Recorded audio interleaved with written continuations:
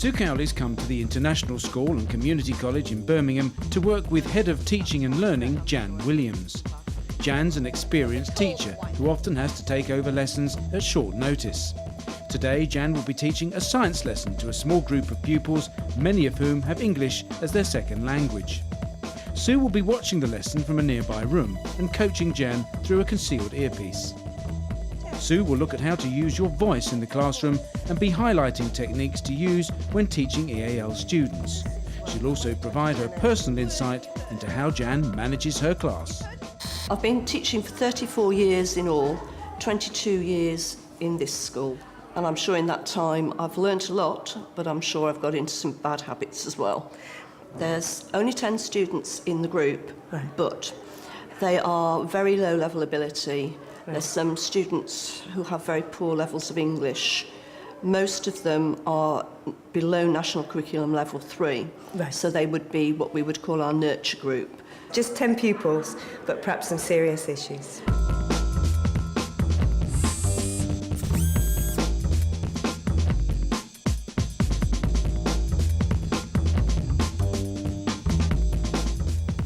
Now, Jan set herself up. She knew she was having this class today. She's got a clear lesson plan, and she's also put some nameplates on the tables, which is really going to help her address the students by name.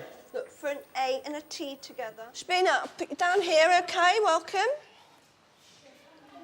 Going to find me these words on your word search. OK? Good girl. Come on, Zach. What habit? Coat off, morning. Shaban, sit there, yeah? Habib? Or are you Adam? It's that's my friend. In your seat. What's your name? Adim. Adim. You're there, okay. Find your word search.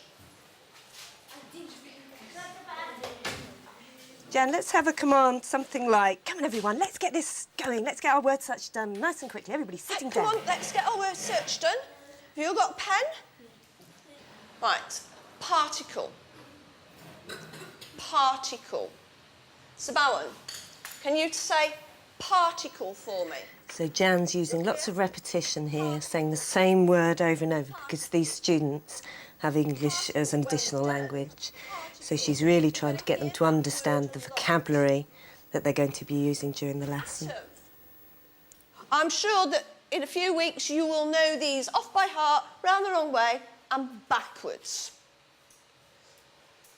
OK, look at the board. Hadnam, I need you to look at the board.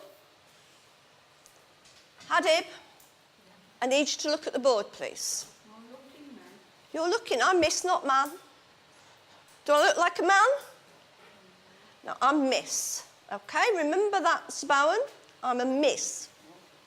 Right, what are we learning to do today? We're learning to know what elements and compounds are made of. Like elements and compounds, what they're actually made of. Jan, when you've explained the objective, can you see if you can get one of the students to repeat it back to you, maybe one or two of them? Maybe Emma, who's looking a bit disengaged. Be able to identify an atom, an element, and a compound. Emma, what must we be able to do? What have we got to be able to do by the end of the lesson, everybody? Identify atom, element, and how are we going to do that? Carl, what are these things made of? Well done. They're made of metal. Zach, metal. Can you say metal for me? Metal. Good. They're made of metal.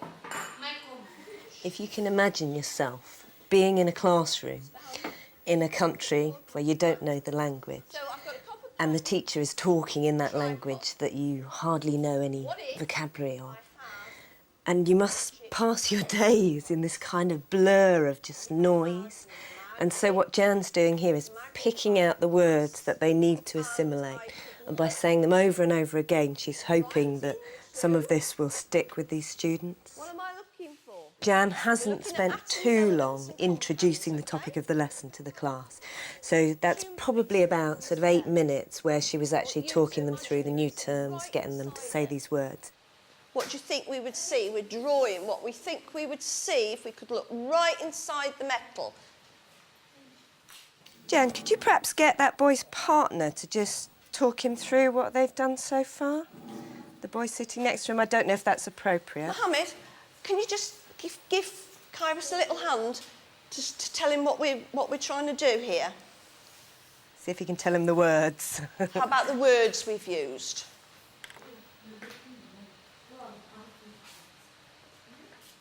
Often with EAL students, one of the most effective techniques you can use is, you be teacher, teach each other.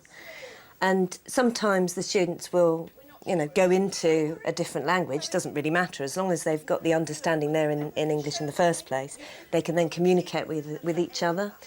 And perhaps think as well about getting a student up to the front and telling the class, even in another language, doesn't always have to be sticking to the English.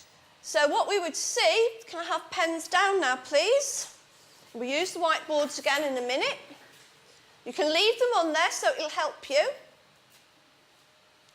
So they all touch. Jan, can you bring the volume of your voice down? Make them listen to you. OK. Pens down. Put your top on your pen, please. Brilliant. That's really She's got great. quite a high volume relative to what is actually necessary for this group. That was lovely, Jan. Thank you. That was really lovely.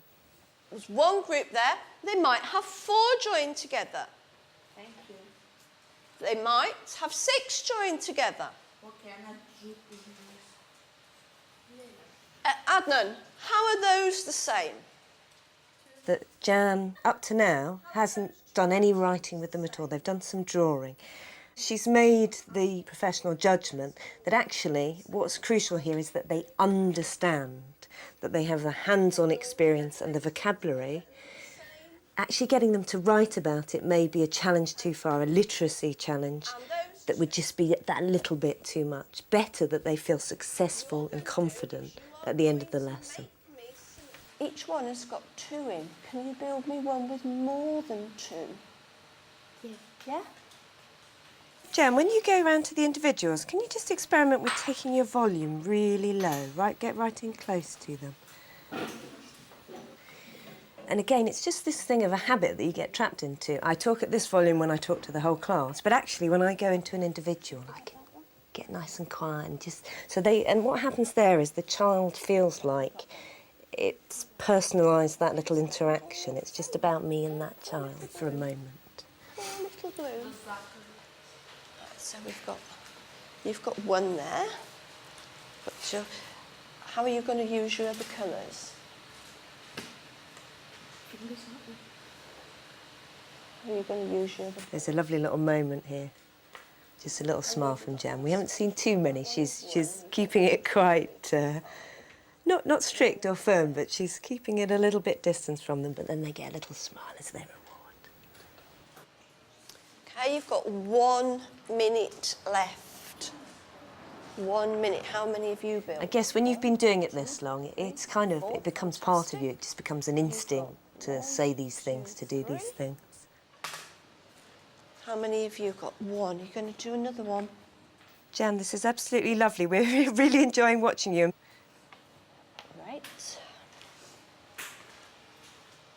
The atmosphere is so calm, isn't it? It's absolutely beautiful, lovely, lovely and calm. How about There's nothing. doing that? Oh my God. How about doing that?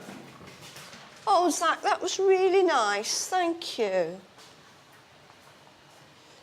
Right, we've got 30 seconds. Sabina, sweep the floor. Thank you. This is the minute that can last as long as a minute needs to last. So you kind of make a judgment, really, about how long they need. 10 seconds. OK, now, bit of finger exercise. Wiggle your fingers. Zach, wiggle your fingers. Give them a bit of exercise. Carl, I can't see your hands wiggling. Well, that's it. And stop wiggling. Sabawan. Thank you.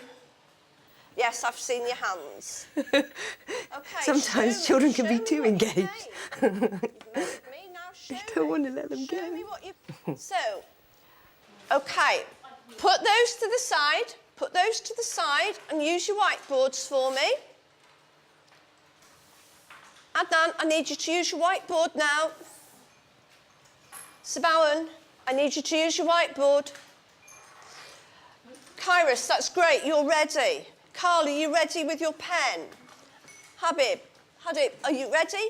Pens, When you are have a ready? larger group, say Whiteboard. 20, 30 students, Whiteboard. you would need those moments during the lesson when you, right, everybody come back to me.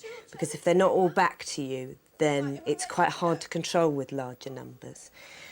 Whereas Jan hasn't really done that. She's kind of kept this almost kind of constant input, reassurance, everybody, come on, let's move on to the next bit. Because that's best suited to this type of class. There are some pictures here. Got some good ones there. Sabawan, is this one big compound? No.